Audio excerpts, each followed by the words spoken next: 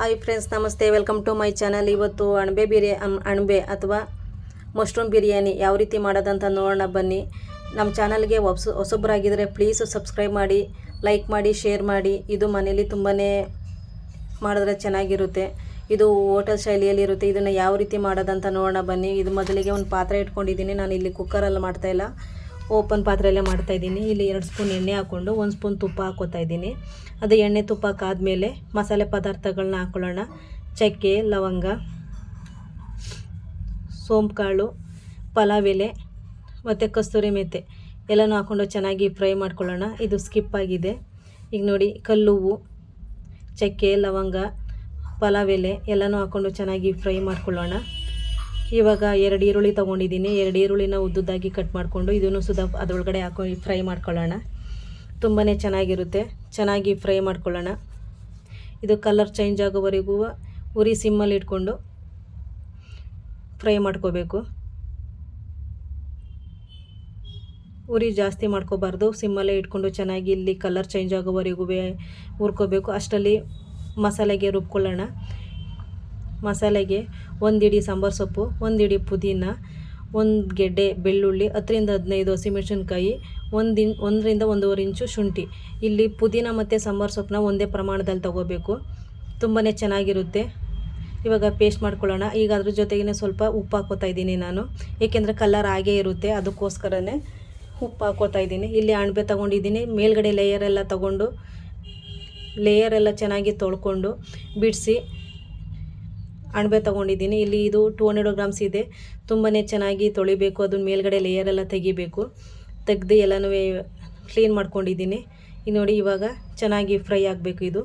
ಇದಕ್ಕೇನು ನೀರು ಹಾಕೋಂಗಿಲ್ಲ, ಆ ಅಣಬೆನೇ ನೀರು ಬಿಡುತ್ತೆ. ಆ ನೀರು ಬಿಟ್ಟು ಸುಂಡೋವರೆಗೂ ನಾವು ಈ ಥರ ಸಿಮ್ಮಲ್ಲೇ ಇಟ್ಕೊಂಡು ಫ್ರೈ ಮಾಡ್ಕೋಬೇಕು. ಈಗ ನೋಡಿ, ನೀರೆಲ್ಲ ಬಿಟ್ಟಿದೆ. ಇವಾಗ ರುಬ್ಬಿರೋಂಥ ಮಸಾಲೆನ ಹಾಕ್ಕೊಳ್ಳೋಣ. ಇದನ್ನು ಸುಧಾ ಚೆನ್ನಾಗಿ ಫ್ರೈ ಮಾಡ್ಕೋಬೇಕು. ಹಸಿ ಸ್ಮೆಲ್ ಹೋಗೋವರೆಗೂ ಸಿಮ್ಮಲ್ಲೇ ಇಟ್ಕೊಂಡು ಚೆನ್ನಾಗಿ ಫ್ರೈ ಮಾಡ್ಕೊಳ್ಳೋಣ.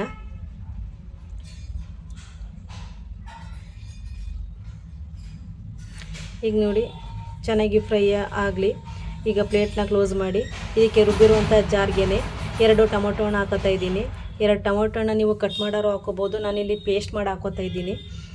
ಪೇಸ್ಟ್ ಮಾಡಿ ಹಾಕ್ಕೊಂಡ್ರೆ ತುಂಬಾ ಚೆನ್ನಾಗಿರುತ್ತೆ. ಸೊ ಹಂಗಾಗಿ ಈಗ ನೋಡಿ, ಎಣ್ಣೆ ಎಲ್ಲ ಬಿಟ್ಟಿದೆ, ಹಸಿ ಸ್ಮೆಲ್ ಹೋಗಿ ಎಣ್ಣೆ ಎಲ್ಲ ಬಿಟ್ಟಿದೆ. ಈಗ ರುಬ್ಬಿರುವಂಥ ಟೊಮೆಟೊ ಎಣ್ಣೆ ಇದರೊಳಗಡೆ ಹಾಕೋತಾ ಇದ್ದೀನಿ. ಇದನ್ನು ಕೂಡ ನೀಟಾಗಿ ಮಿಕ್ಸ್ ಮಾಡ್ಕೊಳ್ಳೋಣ. ಈಗ ನೀಟಾಗಿ ಎಲ್ಲ ಮಿಕ್ಸ್ ಆದಮೇಲೆ 1 table spoon garam masala, 1/2 table spoon ಅರಿಶಿನ ಪುಡಿ ಹಾಕ್ಕೊಂಡು ಇದನ್ನು ಸುಧಾ ಮಿಕ್ಸ್ ಮಾಡ್ಕೊಳ್ಳೋಣ. ಚೆನ್ನಾಗಿ ಮಿಕ್ಸ್ ಮಾಡ್ಕೊಂಡಾದ್ಮೇಲೆ ಒಂದು 2 ರಿಂದ 3 ಟೇಬಲ್ ಸ್ಪೂನು ಮೊಸರು. ಬಿರಿಯಾನಿ ಅಂದಮೇಲೆ ಮೊಸರು ಹಾಕಿದ್ರೇ ಟೇಸ್ಟ್ ಬರೋದು. ಹಾಗಾಗಿ ನಾನು 2 ರಿಂದ 3 ಟೇಬಲ್ ಸ್ಪೂನು ಮೊಸರು ತೊಗೊಂಡಿದ್ದೀನಿ. ಇಲ್ಲಿ ನಿಂಬೆಹಣ್ಣು ಬೇಕಾದ್ರೂ ಹಾಕೋಬೋದು. ನಾನು ನಿಂಬೆಹಣ್ಣು ಹಾಕೋತಾ ಇಲ್ಲ, ಮೊಸರೇ ತುಂಬಾ ಚೆನ್ನಾಗಿರುತ್ತೆ. ಹಾಗಾಗಿ ಮೊಸರು ಹಾಕ್ಕೊಂಡು ನೀಟಾಗಿ ಮಿಕ್ಸ್ ಮಾಡಿ ಪ್ಲೇಟ್ನ ಕ್ಲೋಸ್ ಮಾಡೋಣ. ಅದು ಹಸಿ ಸ್ಮೆಲ್ಲೆಲ್ಲ ಹೋಗಬೇಕು. ಇವಾಗ ನಾನು ಆಲ್ರೆಡಿ ಅಕ್ಕಿನ ನೆನೆಸಿಟ್ಟಿದ್ದೀನಿ. ಇದರಲ್ಲಿ 1.5 ಲೋಟ ಅಕ್ಕಿ ಹಾಕಿದ್ದೀನಿ. 1.5 ಲೋಟಕ್ಕೆ 3 ಲೋಟ ನೀರು ಹಾಕಬೇಕು. 1ಕ್ಕೆ 2 ನೀರು ಸಮ ಪ್ರಮಾಣದಲ್ಲಿ ಹಾಕಬೇಕು. ಈಗ 1.5 ಲೋಟ ಅಕ್ಕಿಗೆ ಇದೇ ಲೋಟದಲ್ಲಿ 3 ಲೋಟ ನೀರು ಹಾಕೋತಾ ಇದ್ದೀನಿ. ಅಕ್ಕಿನ ಮುಂಚೆನೇ ನೆನೆಸಿಡೋದ್ರಿಂದ ಅಕ್ಕಿ ತುಂಬಾ ಸ್ಮೂತ್ ಇರುತ್ತೆ ಮತ್ತು ಉಡುಡಿಯಾಗಿ ಬರುತ್ತೆ. ಇವಾಗ ನೋಡಿ, ನೀಟಾಗಿ ಒಂದು ಸಲ ಮಿಕ್ಸ್ ಮಾಡಿ ಟೇಸ್ಟ್ ನೋಡೋಣ. ಆಲ್ರೆಡಿ ರುಬ್ಬೇಕಾದ್ರೆ ಒಂದು ಸಲ ಉಪ್ಪು ಹಾಕಿದ್ದೆ. ನನಗೆ ಇನ್ನೂ ಸ್ವಲ್ಪ ಉಪ್ಪು ಬೇಕು ಅನ್ನಿಸ್ತು, ಅದಕ್ಕೋಸ್ಕರ ಇನ್ನೂ ಸ್ವಲ್ಪ ಉಪ್ಪು ಹಾಕ್ತಾಯಿದ್ದೀನಿ. ಇವಾಗ ನೋಡಿ, ಉಪ್ಪೆಲ್ಲ ಹಾಕಿ ಪ್ಲೇಟ್ನ ಕ್ಲೋಸ್ ಮಾಡೋಣ, ಮಳೆ ಬರಲಿ. ಈಗ ನೋಡಿ, ಕುದಿ ಬಂದಿದೆ. ಇವಾಗ ನೆನೆಸಿಟ್ಟಿರುವಂಥ ಅಕ್ಕಿ ಹಾಕ್ತಾಯಿದ್ದೀನಿ. ನೆನೆಸಿ ಮಾಡಿರೋದ್ರಿಂದ ತುಂಬಾ ಚೆನ್ನಾಗಿ ಬರುತ್ತೆ. ರೈಸು ನೋಡೋಕ್ಕೂ ಚೆನ್ನಾಗಿರುತ್ತೆ, ತಿನ್ನೋಕ್ಕೂ ಚೆನ್ನಾಗಿರುತ್ತೆ, ಉಡುಡಿಯಾಗಿರುತ್ತೆ. ಹಂಗಾಗಿ ನಾನು ಮುಂಚೆನೇ ಒಂದು 10 ನಿಮಿಷ ಮುಂಚೆನೇ ಅಕ್ಕಿನ ನೆನೆಸಿಟ್ಟಿದ್ದೀನಿ. ಈಗ ನೋಡಿ, ಒಂದು ಸಲ ನೀಟಾಗಿ ಮಿಕ್ಸ್ ಮಾಡ್ಕೊಳ್ಳೋಣ. ಜಾಸ್ತಿ ಕೈ ಆಡೋಕ್ಕೆ ಹೋಗ್ಬಾರ್ದು, ಅಕ್ಕಿ ಎಲ್ಲ ಒಡೆದ್ಬಿಡುತ್ತೆ. ಹಾಗಾಗಿ ಉರಿನ ಕಮ್ಮಿಲೇ ಇಟ್ಕೊಂಡು ನೀಟಾಗಿ ಮಿಕ್ಸ್ ಮಾಡ್ಕೊಳ್ಳೋಣ. ನೀಟಾಗಿ ಮಿಕ್ಸ್ ಮಾಡಿಕೊಂಡು ಪ್ಲೇಟ್ ಮುಚ್ಚೋಣ. ಅಣಬೆಲಿ ತುಂಬಾ ಪ್ರೋಟೀನ್ ಇದೆ. ಇದು ವಿಟಮಿನ್ ಡಿ ಐತೆ, ಇದರಲ್ಲಿ ವಿಟಮಿನ್ ಬಿ ಐತೆ, ಕ್ಯಾಲ್ಶಿಯಮ್ ಐತೆ, ಇದರಲ್ಲಿ ಪೊಟ್ಯಾಷಿಯಮ್ ಐತೆ. ತುಂಬಾ ಚೆನ್ನಾಗಿರುತ್ತೆ. ಅಣಬೆ ಆರೋಗ್ಯಕ್ಕೆ ತುಂಬಾ ಒಳ್ಳೆಯದು. ಹಾಗಾಗಿ ವಾರಕ್ಕೊಂದ್ಸಲನಾರು ಮಕ್ಕಳಿಗೆ ತಿನ್ನಿಸ್ಬೇಕು ಅಣಬೆ ತಿನ್ನೋದ್ರಿಂದ ಮೆದುಳಿನ ಆರೋಗ್ಯ ಜಾಸ್ತಿಯಾಗಿರುತ್ತೆ. ಮೆದುಳಿನ ಆರೋಗ್ಯ ಕಾಪಾಡುತ್ತೆ ಮತ್ತು ವಿಟಮಿನ್ ಡಿ ಹೊಂದಿರುತ್ತದೆ, ಇದರಲ್ಲಿ ಜಾಸ್ತಿ ಐತೆ. ಹಂಗಾಗಿ ಅಣಬೆನ ಜಾಸ್ತಿ ಉಪಯೋಗಿಸ್ಬೇಕು ಇದನ್ನು. ಈಗ ನೋಡಿ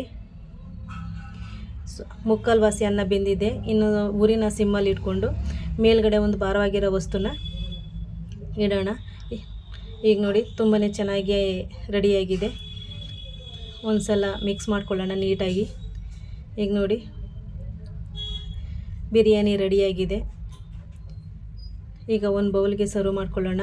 ನೋಡಿ ಎಷ್ಟು ಚೆನ್ನಾಗಿದೆ, ನೋಡೋಕ್ಕೂ ಚೆನ್ನಾಗಿದೆ, ತಿನ್ನೋಕ್ಕಂತೂ ಇನ್ನೂ ತುಂಬಾ ಚೆನ್ನಾಗಿರುತ್ತೆ. ನೀವು ನಿಮ್ಮ ಮನೇಲಿ ಒಂದು ಸಲ ಈ ರೀತಿ ಮಾಡಿ ನೋಡಿ, ಹೇಗೆ ಬಂತು ಅಂತ ಕಮೆಂಟ್ ಬಾಕ್ಸಲ್ಲಿ ತಿಳಿಸಿ. ಮಕ್ಳಿಗಂತೂ ಇದು ತುಂಬಾ ಇಷ್ಟಪಟ್ಟು ತಿಂತಾರೆ. ಹೊಸಬ್ರಾಗಿದ್ದರೆ ನಮ್ಮ ಚಾನಲ್ಗೆ ಸಬ್ಸ್ಕ್ರೈಬ್ ಮಾಡಿ, ಲೈಕ್ ಮಾಡಿ, ಶೇರ್ ಮಾಡಿ. ಹೇಗೆ ಬಂತು ಅಂತ ಕಮೆಂಟ್ ಬಾಕ್ಸಲ್ಲಿ ತಿಳಿಸಿ. Thanks for watching. ಇನ್ನಷ್ಟು ಈಸಿ ರೆಸಿಪಿಗಳನ್ನ ನಮ್ಮ ಚಾನಲ್ಗೆ ನೋಡ್ತಾಯಿರಿ. Thanks for watching.